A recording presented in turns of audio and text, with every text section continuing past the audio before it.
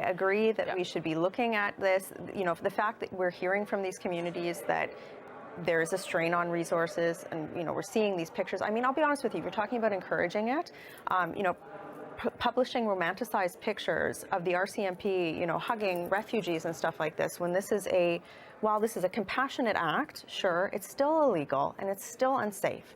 So I think that we should be promoting the proper ways to come into the country and enforcing our laws. And to me, that's a very reasonable conversation to have. Okay. You know, Michelle Rempel also said, that there was an encouraging message being sent, and that the pictures of these refugees arriving were romanticizing the situation. Oh, come on. So she was critical about some of the messaging around it. But the thing I don't know, there are two things about that. First of all, so we're going to get news photographers to stop taking pictures at the border. If an RCMP guy is happy to see a child that he just rescued out of the snow, what are you going to do? Second of all, okay, you discourage it, but you discourage it all you want.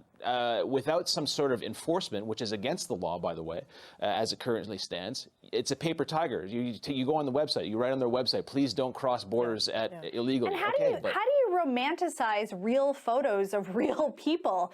These are families. Well, these are pictures families that are they're not romanticized. Those are real families crossing the border. They're not staged photo ops. I think this is a red They're herring, not actors. Those are real people. I think this is a red herring, though. The one thing that I reject outright, though, is the insinuation that somehow this government is trying to score political points on these people.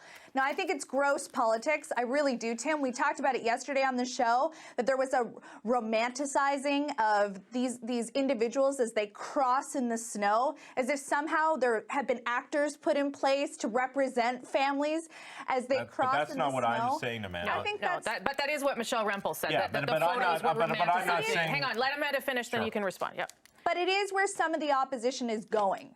And so instead of talking about it from a values perspective or what Canada stands for or what we could collectively be doing, an all-party solution to something that may or may not become a problem, instead we see opposition members taking those political swipes in order to paint this picture that somehow somebody's trying to create a photo op versus trying to deal with the situation at hand. People seeking asylum should be treated with compassion, period, full stop.